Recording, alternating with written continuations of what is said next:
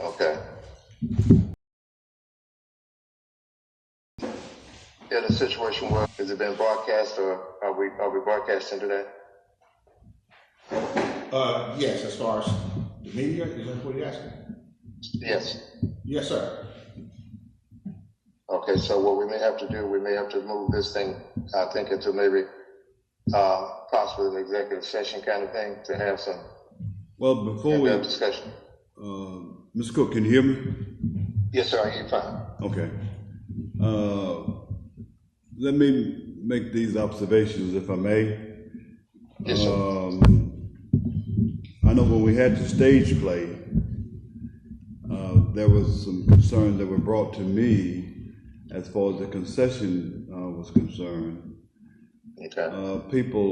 The lines were long, and people were at the concession. They were missing some of the stage play due to the long line of the concession. I don't know whether we need to have more folk in the concession, operating the concession, to have a faster turnaround because of the length. Because I don't know whether some folk use the other concession around the corner or not. But yes, sir. Most folk, when I've been here, they have used the first one because that's what they're accustomed to going. Because I do know the lines were extremely long, and people were saying they were having to wait to get served, and they were missing some of the play due to the length of the line. Now, with that being said, as I've already stated, I don't know whether we need to put more folk behind the counter to get the folk out quickly. Okay. And I don't know how many cash registers are back there. I just don't recall how many registers are back there. And I don't recall how many folk are back there serving the people to get them in and out quicker. That may be an issue as well. And as far as the food is concerned, I go along with Mr. Cook on the burners. We can't allow that because when folks get intoxicated and start acting all crazy, things can happen, flip those burners over, and some of the material, the cloth or the plastic or whatever is under those, that's on the table, are flammable. And spill something over, and if the alcohol spills on the fire, the alcohol is flammable, then boom. It's too late to say, Sure. So we can easily eliminate that. But there is some discussion. I don't know whether we need to have the full board opinions on food being brought in or not, because I think we're missing Ms. Jones and of course Farmer. Because I did know he stated in his email that he would be out of the country, and I don't know what's going on with Dot. She's not been here in 2 months, to my knowledge. But when you're making a decision of this nature, I think everyone's input would be amicable, in my opinion. Yeah. And to come back to Mr. Sanders, that was why, and I hope that everybody got an email. I sent the link out just in case that they could not make it and try to help out with that. Because I think you're right. We need, you don't want to make that decision and people say they were not a part of it. But I tried to put this link out there, and I think I sent it to everybody via email. Yeah. So that it really doesn't matter where you are. You can get on the link. All you need is internet access. Right. That's correct. If I may, if you are, and which I still have a copy of that, in the text thread that I sent to everybody about the concerns, if you all recall, which I still have a screenshot of that on my phone, when Mr. Farmer indicated that he would be out of the country. However, after extensive conversation that he and I had Thursday, he texted back to that thread, if you recall, indicating that he and I had talked and that he was in favor of this in this regard. I think he said he was willing to vote on both. I think it's the way he stated it. I'm not sure. Let's pull up the thread. And while are you looking for that, Mr. Hayden? I was attempting to one of the other things that you mentioned as well was about both lines. Oftentimes, based on our ticket sales and what I talk with the promoter, that sort of gives me an idea as to whether we would open up both concessions as far as our personnel. But one of the things that we've tried to do to eliminate that situation as far as the long lines is that we've allowed the concession number 2 to be rented out by another vendor. And that appears to have worked out pretty good so far. But I'm trying to find the text thread from it. But if we voted yea on this issue and we found over the months it didn't work so well, we could always come back and switch up here, or it's in stone. So what now, If President? we approve this idea that Mr. Johnson had today, and after a period of time we find that it doesn't work, can we come back and say, hey, it didn't work, maybe we all need this at the wall, or let's just take it a chance? Let me find the thread as well. So whenever you respond to that. I think to answer your question, Mercedes, I think if however that motion is placed, if that consideration is put in that motion, that should give you the ability to go back. Well, I was asking a question before a motion. Yeah, That was the question. No. I know you want, but I'm saying that to answer your question, I think it's how that motion is being made. You know, if the motion, if it comes to a point of a motion, and that is saying that after maybe some evaluation, you know, that the board reserves the right to change that policy again. You know. Well, when you make things retroactive like that, in my opinion, and I don't want to, I know Brother Coates is here as well. When you make things retroactive, you don't want to shoot yourself in the foot. Right.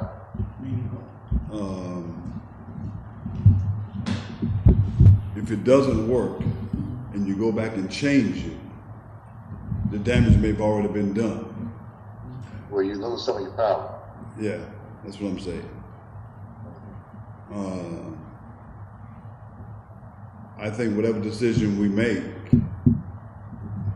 whether it's for or against, it needs to be final. Because if you, as I said, if you go back and say, well, it didn't work, we're going to say yay on this or nay on that. And say, well, we may have made a wrong decision, just like, well, I'm going to leave that one alone since we're on thing. So, you know, people, you know, all of us in here are African Americans, and we know how we think. We should know how we think. Well, they didn't do what they should have done.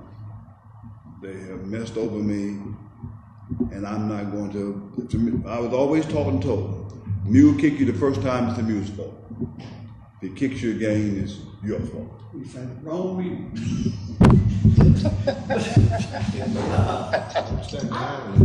I will say this, and y'all can believe me. I made a pledge that if Mr. Johnson presents something to me, and y'all included, and I thought it was right, I'm a supporter. I made that statement right here, and I'm still saying it today. If he feels strongly as the director, that is something that is needed for the betterment of the civic center. I'm on the record right now saying that I'll support it, based on what I've heard from y'all. And if y'all want to executive session, and I'm speaking for me, to cast your feeling about it, I'll be in favor of that. Let me, if I may, I did find a thread from Mr. Palmer. This was a thread that was sent out to all the board members about the meeting taking place today. And after having spoken with him, he indicated that he said, "I have talked to Kite about the two decisions, and I agreed to vote on both. I will be out of the country and will not be able to attend the meeting." That's what I thought he said. Yeah. Pardon? That's what I thought he said. Yeah, he would have been. Right. That's why I screenshot it. Yes, it came back up. So after he and I talked, he was understanding and understood exactly what the interests were. But you know, one of the questions that were posed to me during my interview was that, do I think the civic center should be able to make money? And I strongly feel that it should be. Now, will the civic center be able to make the type of money it takes to sustain itself without the support of the Floyd County Board of Supervisors? It won't be, because it's an exorbitant cost to run this facility. But when there are opportunities that we do no differently than other venues, and the same individuals here go to other venues outside, and they already know what to expect.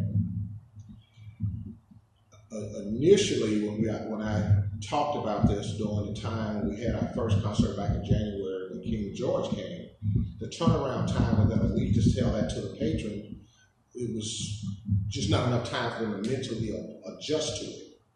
But given the time that I'm talking about now, it's like anything else. You know, they know that they can't bring it, they can no longer bring it in. You know, I think there's an ordinance in the city that the state enacted that you're not supposed to be able to smoke in public buildings. It took a while for some to adjust to that, but if that's what the ordinance is, people adjust to it as long as we enforce it. And they still do here. Right? And they still do here. And they've always, and we deal with people who do as such, because it's always, and that's why I say the type of crowds that we're dealing with now, unlike our age group with the older artists that were there, this is a younger audience of individuals, and that's definitely being dealt with the promoters. And like I indicated to them, is that this is not, again, what keeps these doors open. So we have shows or not, it doesn't much matter. We want to be able to do those type of functions. However, when we deal with finding that individuals are doing things that they shouldn't do, we deal with that.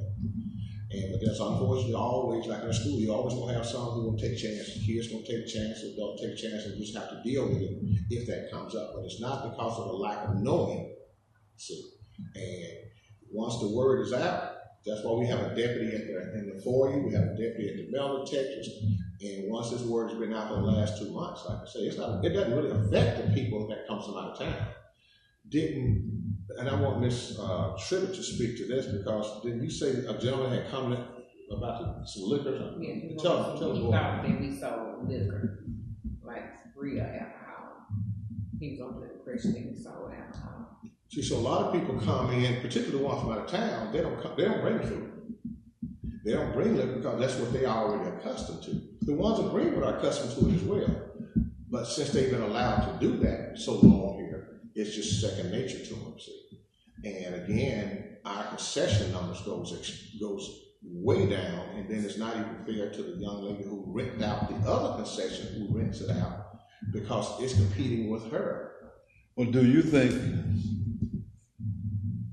with the concession, this is only a question, do you think the vendors, and I don't know who they are, but do you think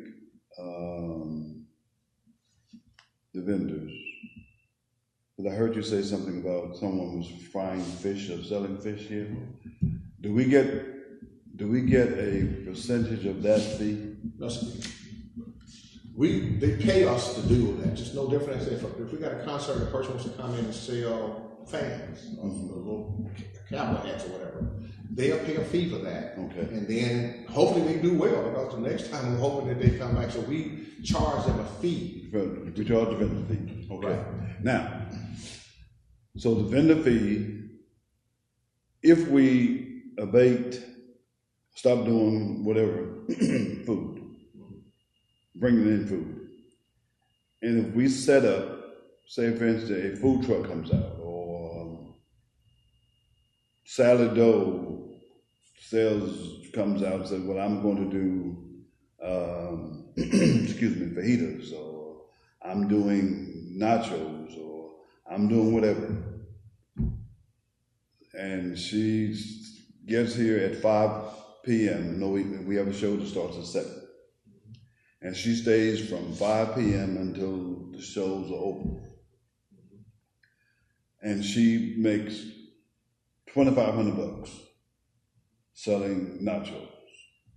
That's all she sells, whatever she sells. And you charges, or we charge whomever, her that vendor fee. Would we get anything else from her truck? No. Okay. And my other answer to that is no different than if a person who's come in and who took pictures. When we had the King George and the Kevin Richardson show, we had a person come in who's a vendor to want to take pictures. He pay us that fee. If he go out and make $5,000, we get, and this is nothing that I brought in. This has always been in the contracts. See, so I didn't. So all that we get just in the we get the vendor fee. But see, again, oftentimes, but they don't do well, but they still have to pay that fee. See, and we're not, and it's not my interest to really want to rent out on a consistent basis, on a continuous basis, the second concession stand. See, because that's why we have the card readers, one for each concession stand we have, and we'll have enough workers to work on because we've done it before. But when ticket sales are not where, based on what we sell, that sort of gives me an idea, do we need to try to rent out the other concession, or do we? So that concession stand is closed on the other side then? Sometimes. Because we've had it to the point that the last 2 times, we've rented it out. However, there have been times that based on ticket sales, we only use one, and our personnel, we concentrate on concession number 1. See, I would love to have the type of crowd that we can have both of them open, just like with the basketball games that we're anticipating in November and December. There's no question. We won't rent it out. We'll have all of our personnel working both of them because we know the type of crowd that's coming. Mm-hmm. But based on some of the numbers, just like when we had the comedy show, I was telling you about how dismal the numbers were. We only had one concession open because based on the ticket sales and even the attendance. So there's no need to man both concessions. You're paying out more money than you possibly bringing in. So those are decisions I make based on our ticket sales. And in talking with the promoter, it always gives me an idea because there's a workup sheet that we have to do, which gives me an idea how many tickets we purchased, how many tickets we sold, how many people came through the counter. So, but all that is sort of planned out well in advance. But I would love to have both concessions open with our personnel if the numbers warrant it. But a lot of times we just have no idea based on our ticket sales. We have very small ticket sales, and I assume if the ticket sales are lower here, they may be lower in other outlets too. Some people wait, till last minute to come and pay more at the door. And we won't know that until the day of. But if I got 2 concessions fully stocked with personnel along with food items and food's being warmed and we don't have the people who are coming and purchasing it, that puts us at a disadvantage right there. So sometimes it's better to rent it out, and that person who's renting it out knows the potential of it. Whether it may do well, then it may not do well. But what it does also do by renting it out gives the patrons a variety of food now. The same type of food that you have at other venues throughout the state, that's what we pretty much sell. But we don't rent it out to any person who sells the same things that we sell. We sell the nachos, chili dogs, cheese, and we sell 2 types of wings. We sell the turkey leg. So the person who does the other one don't sell any of those items. So we're not going to be in competition with ourselves. So that's sort of works out fine so far. Let me ask you this: what kind of food have you seen that they bring? Actually, oftentimes I'm here after a show. I may be here as late as 4 o'clock in the morning because the person who's a sound person, they're getting out all of their equipment. So that's a very tedious and long type process. They got a lot of speakers, a lot of wires. So what I do, I would just walk through the arena, and I've done this on all the different shows that we've had. And of course, whatever they leave, they just leave the food. They leave whatever's there.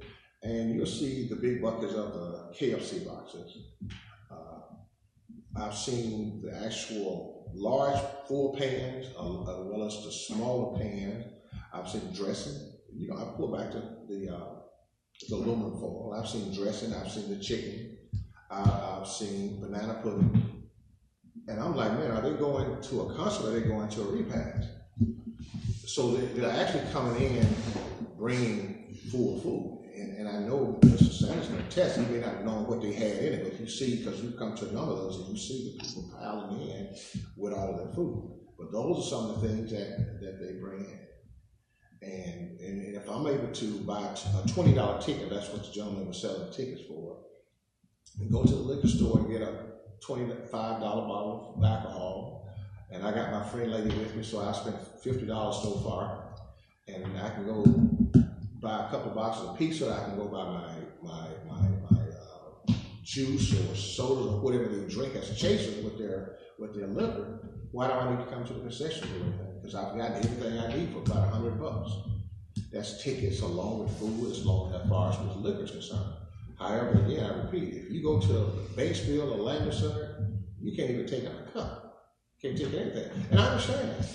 See, and our people here are just because we have a lot of the acts in that area, and I go down and I try to get different acts to come here. I try to work out with the promoter, and you can't bring anything. And I see quite a few folks from this Greenwood area there. See, so it just think it's been going on a long time. But did I answer that? Some of the things, those are some of the things I've actually said. I mean, the rotel, it's just a lot of.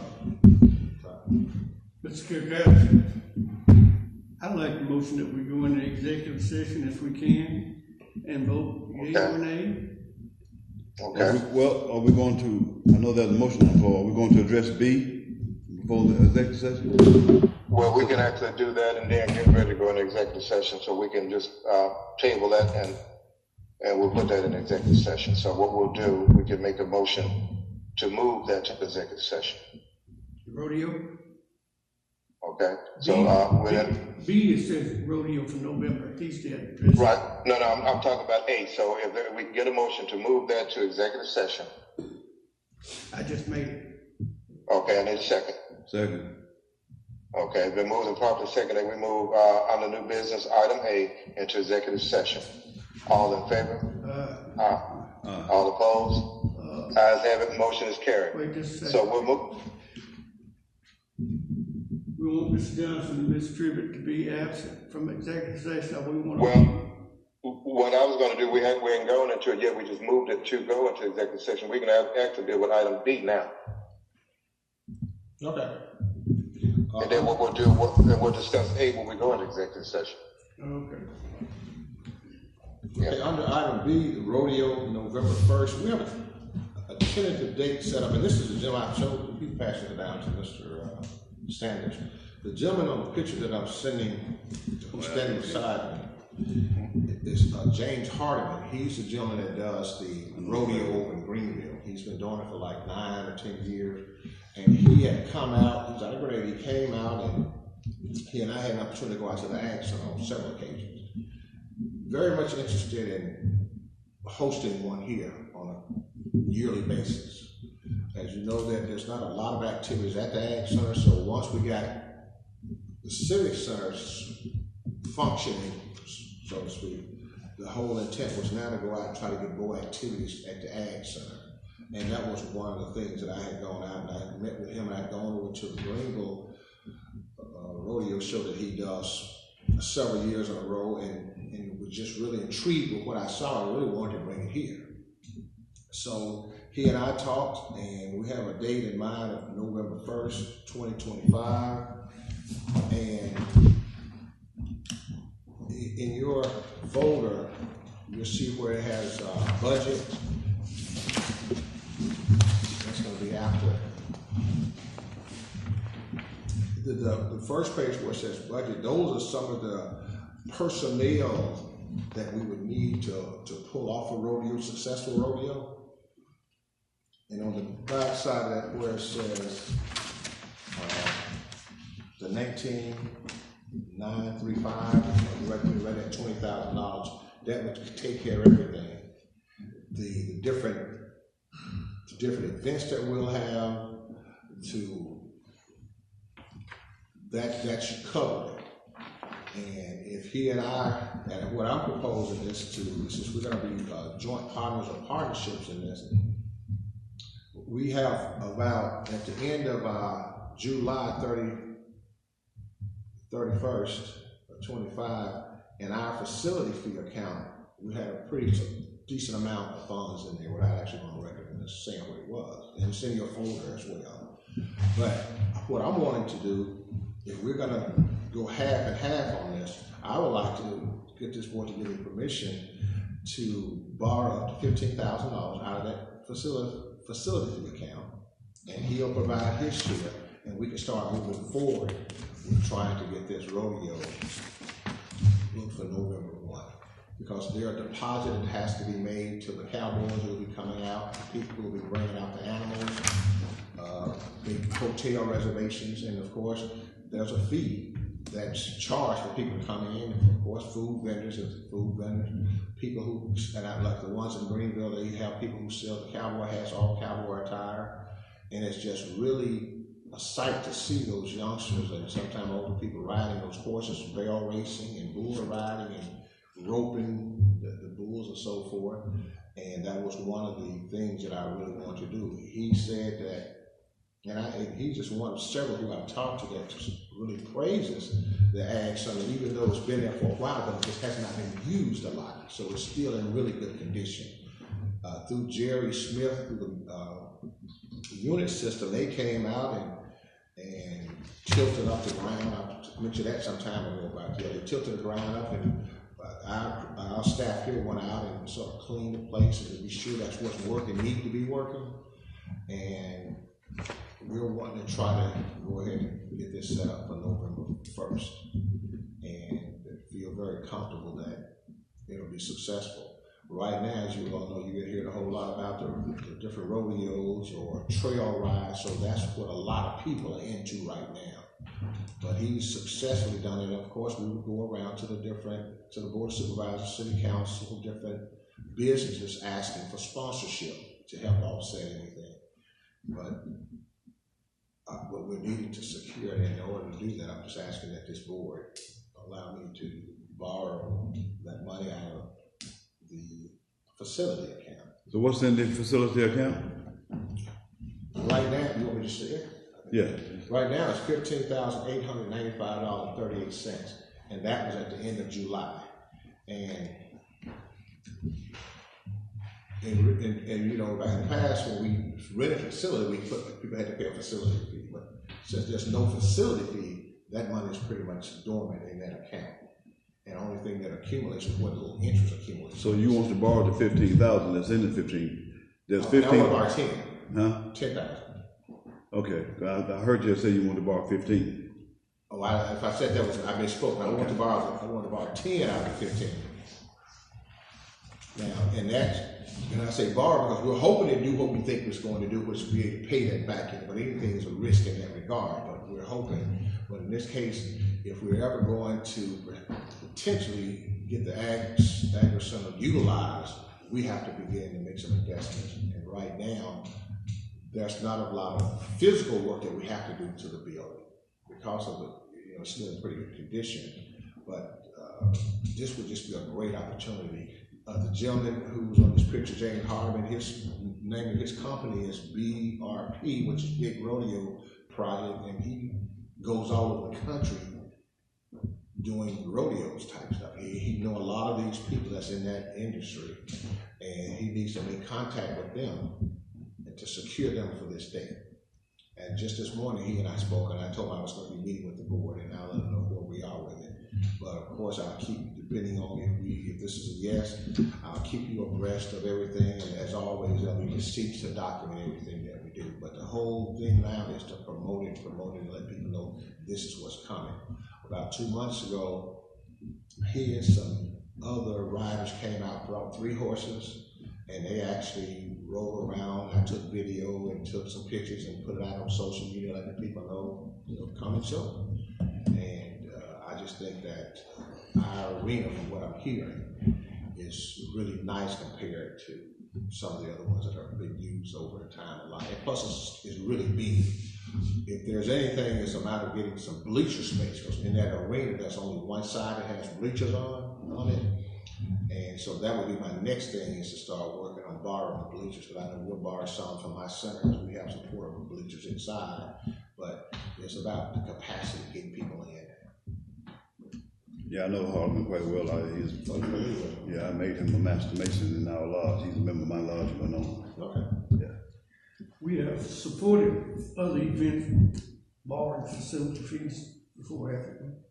I think so, yeah. I don't have a problem with it. So I'll make a motion that we allow Mr. Johnson to borrow $10,000 from the facility fee. With 15% interest. 30.